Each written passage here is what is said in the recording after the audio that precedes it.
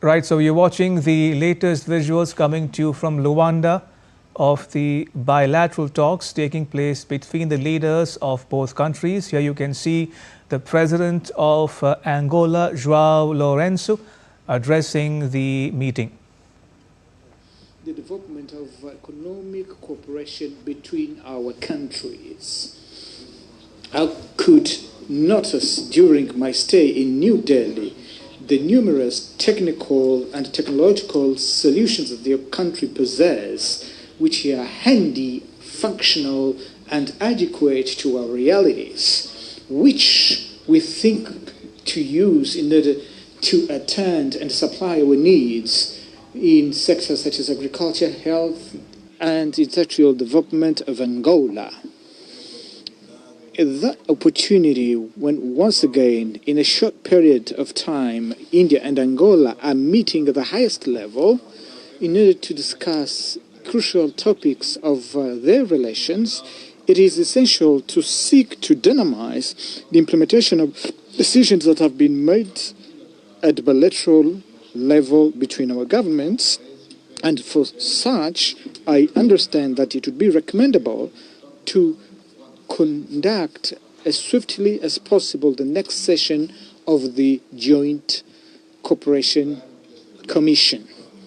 It's necessary that these meetings are regular in order to avoid that the implementation of the commitments that we make can be indefinitely postponed with the risk of creating passivity that is not compatible in any way with the immense potential of exchanges existing between our countries at all levels.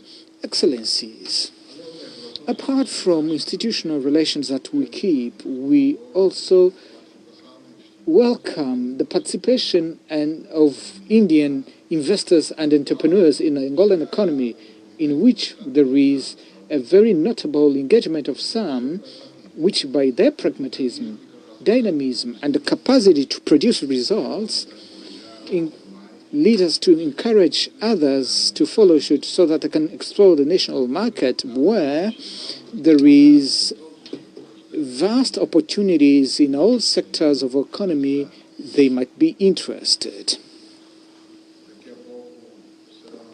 Shortly, some legal instruments will be signed which will actually broaden the basis of our cooperation and contribute so that those line sectors can benefit from the capacities that our countries possess for the benefit of reciprocal development.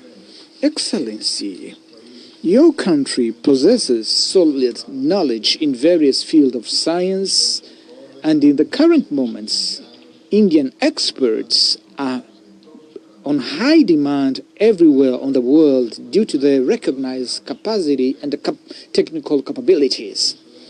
That excellent performance of Indian professionals is a result of high quality of education, which obviously we want that may be accessible to more Angolan youngsters within an understanding that we would like to have India to increase as much as possible the scholarships, mainly for graduations and specializations in engineering and medical sciences. Let me highlight the fact that it is under this concept that we're developing a program of training of Angolan doctors by renowned Indian hospitals, Indian doctors in Angolan hospitals, where they convey valuable know-how to our health practitioners in order to equip them with advanced technologies of treatment of diseases of high complexity. Yet, in the field of know-how and experience sharing, where we also include the training, it is befitting to mention that we have great interest in maintaining partnership in the field of telemedicine, as well as to join your initiative of e-learning, which we would like to under which we would like to strengthen the Angolan virtual schools called Chilonga. Excellency, India has a history of active intervention in issues relating to international relations as a factor of global stability, which are indispensable for peace and global peace.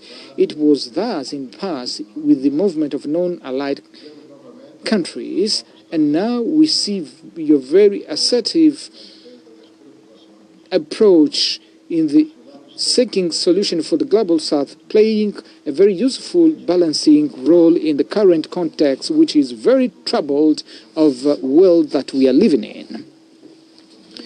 In the African continent and also in the other part of our planet, we witness a perpetration of conflicts, and the emergence of others cannot be left not to be considered as concern.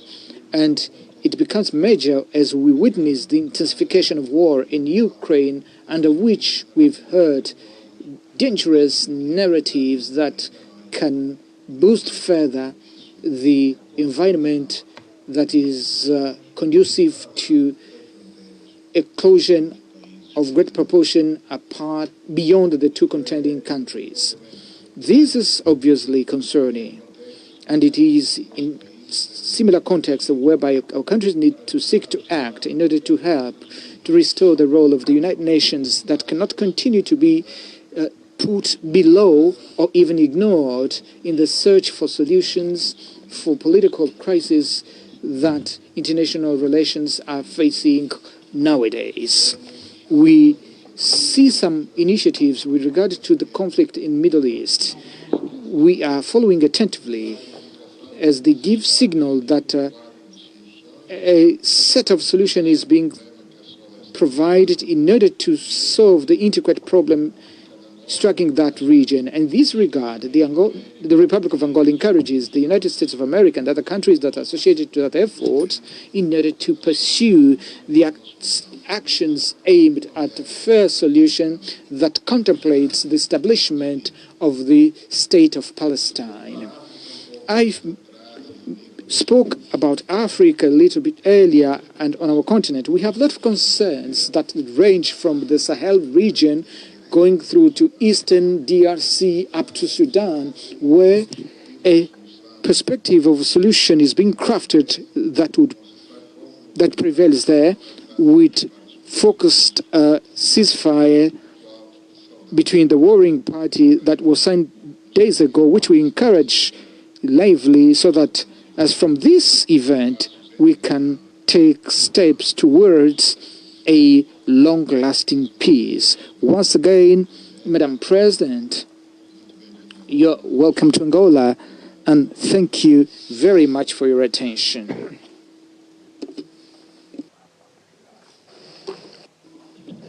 A seguir, o discurso da Senhora Presidente Draupadi Murmu.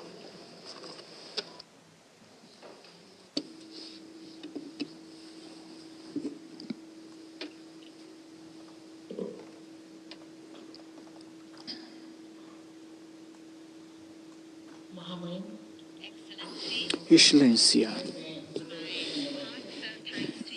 meus profundos agradecimentos pela calorosa recepção. É uma grande honra para mim realizar.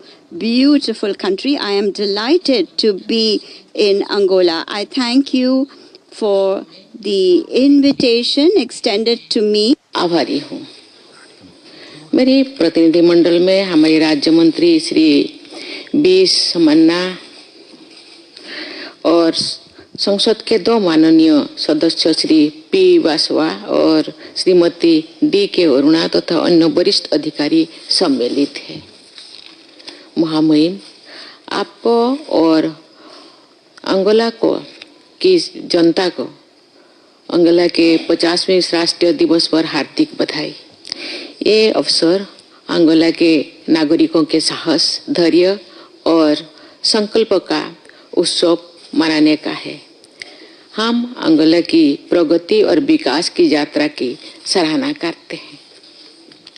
साथ ही मैं आपको इस वर्ष Africa संघ की अध्यक्षता संभालने के लिए भी बहुत बहुत बधाई देती हूँ। हमारी आज की बैठक आपके इस वर्ष मई में भारत की सफल राज्य की यात्रा के 6 माह बाद हो रही है। इस यात्रा के दौरान हमने अपने दोनों देशों के बीच व्यापार एवं निवेश साझेदारी को सुदृढ़ करने और ऊर्जा, कृषि, फूड प्रोसेसिंग तथा औषधि जैसे क्षेत्र में सहयोग को गहरा करने का निर्णय लिया था। अभी थोड़े ही देर पहले हुई हमारी वार्ता में हमने पुनः इस बात पर सहमति व्यक्त की है कि इन क्षेत्रों में द्विपक्षीय सहयोग को विस्तार देने की अपार संभावनाएं मौजूद है। मैं संक्षेप में कुछ ऐसे विशिष्ट क्षेत्रों का उल्लेख करना चाहूंगी जहां हमें अपने आपसी सहयोग की और मजबूत करने की आवश्यकता है। कल मुझे अंगोला के संसद सदस्यों का संबोधित करने का अवसर प्राप्त होगा। जैसे कि आप जानते हैं, भारत विश्व का सबसे बड़ा लोकतंत्र है।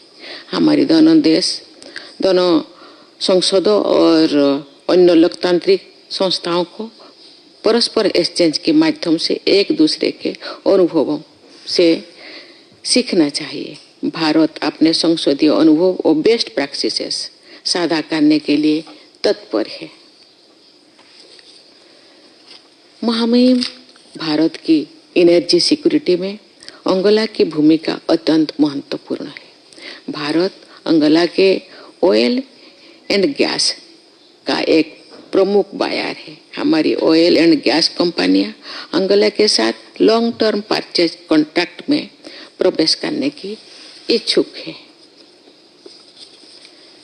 साथ ही भारतीय ऑयल एंड गैस कंपनियां अंगोला में ऑनशोर और ऑफशोर अपस्ट्रीम प्रोजेक्ट्स में निवेश करने की भी इच्छुक है।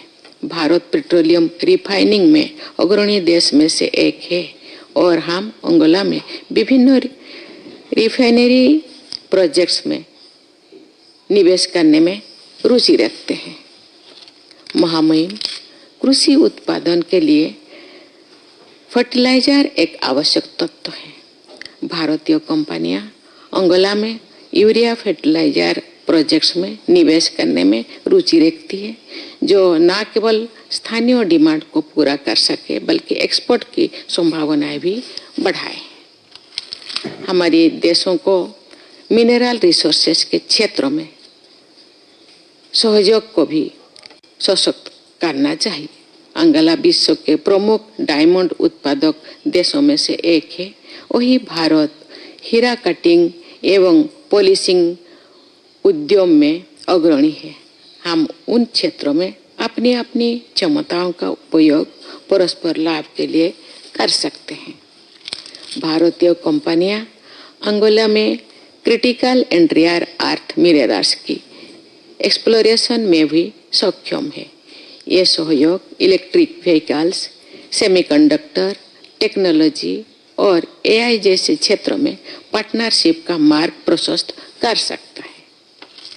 जैसा कि आपने अपनी भारत यात्रा के दौरान देखा होगा, हाल के वर्षों में भारत में डिजिटल पब्लिक इंफ्रास्ट्रक्चर के माध्यम से पब्लिक सर्विसेज में एक क्रांतिकारी परिवर्तन आया है। भारत ने फाइनेंशियल इंक्लूजन और ई कॉमर्स को भी नई ऊंचाइयां तक पहुंचाया है। हम इस क्षेत्र में अपने अनुभव अंगोला के साथ साझा करने के लिए तैयार हैं। रक्षा सहयोग भी हमारे संबंधों का एक महत्वपूर्ण क्षेत्र है। भारत आज विविध प्रकार के डिफेंस प्रोडक्ट्स का एक विश्वसनीय एक्सपोर्टर बन चुका है। हम अंगोला की रक्षा संबंधी आवश्यकताओं को पूरा करने के लिए तैयार है, जिसमें आपकी भारत यात्रा के दौरान घोषित डिफेंस लाइन ऑफ क्रेडिट का शीघ्र इम्प्लीमेंटेशन भी शामिल है। महिम भारत को फार्मेसी ऑफ वर्ल्ड कहा जाता है। हम अंगोला को दवाओं एवं वैक्सीन की आपूर्ति, अस्पतालों एवं चिकित्सा केंद्रों की स्थापना, टेलीमेडिसिन एवं consultation services, paramedical staff, capital building और ट्रेनिंग जैसे सेवाएं प्रदान करने के लिए तैयार है। कृषि भी हमारे दोनों देशों के लिए एक महत्वपूर्ण क्षेत्र है। भारत अंगोला की कृषि प्रोडक्टिविटी बढ़ाने में अपनी विशेषज्ञता और हाई क्वालिटी सीड्स की सप्लाई से सहायता कर सकता है। यदि पर्याप्त प्रोत्साहन उपलब्ध कराया जाए तो भारतीय कंपनियां कॉन्ट्रैक्ट फार्मिंग और लॉन्ग टर्म लैंड लीज के माध्यम से अंगोला में निवेश कर सकती है। इस वर्ष आपकी भारत यात्रा के दौरान हस्तांतरित एग्रीकल्चर MOU इस दिशा में एक सराहनीय कदम है। भारत अंगोला के इंफ्रास्ट्रक्चर निर्माण, विशेषकर सड़क और रेल नेटवर्क की विकास में भी सहयोग करने के लिए तैयार है। भारत हर वर्ष 12,000 किलोमीटर से अधिक सड़कों का निर्माण कर रहा है। हमारे पास जो अनुभव और विशेषज्ञता विकास हुई है, उससे हम अंगोला में भी कनेक्टिविटी एवं ट्रांसपोर्ट इंफ्रास्ट्रक्चर में योगदान दे सकते हैं। भारत में निर्मित वंदे भारत हाई स्पीड रेलगाड़ियां हमारी रेल सेक्टर में क्रांतिकारी परिवर्तन ला रही है। हम ऐसे रेलगाड़ियों की आपूर्ति अंगोला को भी कर सकते हैं। हमारे दोनों देशों की जनसंख्या में युवाओं का अनुपात अत्यधिक है। ये आवश्यक है कि हमारे युवाओं को भविष्य के लिए उपयुक्त स्किल्स प्राप्त हो। भारत के आईटेक कार्यक्रम के अंतर्गत हम विदेशी नागरिकों के लिए लघु अवधि के ट्रेनिंग एंड कैपेसिटी बिल्डिंग कार्यक्रम चलाते हैं। मैं आपके सरकार से आग्रह करती हूं कि इस कार्यक्रम का अधिकाधिक उपयोग अंगोला के नागरिकों के लाभ हेतु किया जाए। भारत का अफ्रीका के साथ एक विशिष्ट और ऐतिहासिक संबंध है।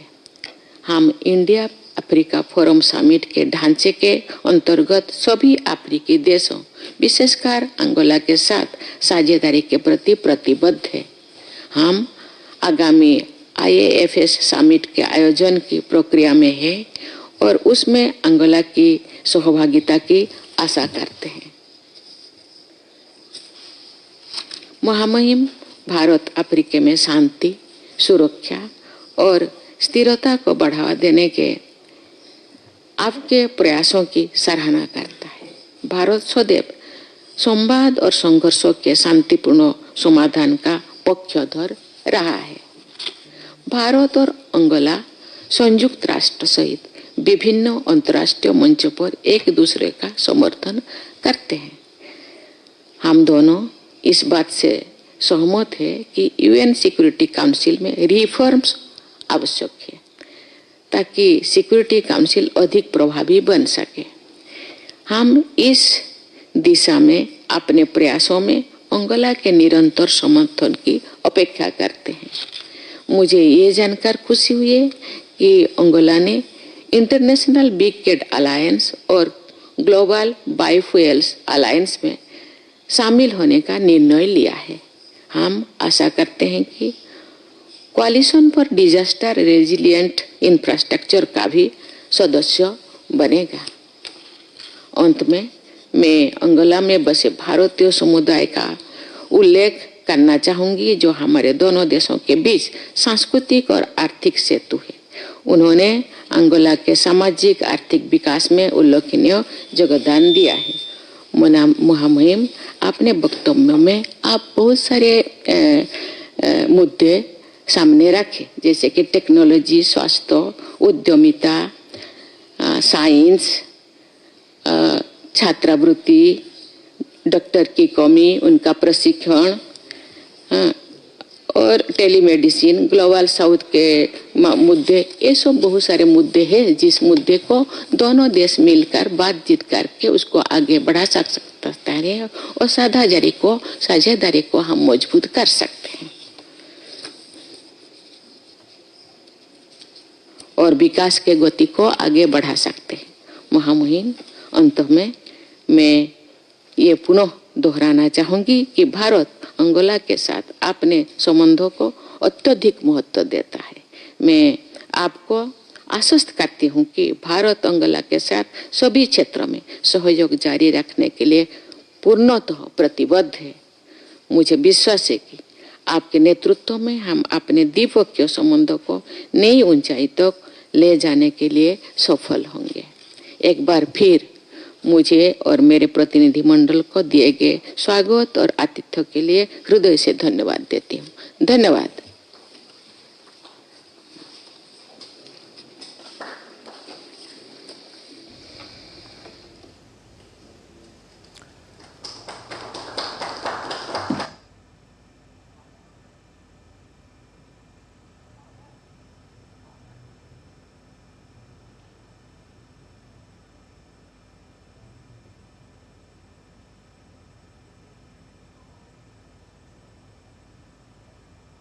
कक्ष में जाएंगे ताकि हम समझौतों पर हस्ताक्षर कर सकें। बहुत All right, you were listening to the statement by President Draupadi Murmu following delegation level talks with her Angolan counterpart João Lourenço. President Murmu said that her visit follows President Lourenço's visit to India in the month of May. On Monday, President Murmu will address Angola's parliament. Now, Angola has an important role to play in India's energy security, she said, adding that India is interested in long-term cooperation in oil and gas sector. She says India is also interested in investing in oil refinery projects in Angola. India is also keen on investments in agriculture, fertilizers, contract farming, and long-term land lease is also an opportunity waiting to be tapped. Also, critical and rare earth minerals is another area of potential cooperation. India, she says, is ready to share its digital public infrastructure with Angola. Right, that's all for this segment of the special broadcast. But news continues here on DD India. Thank you for watching. Bye-bye.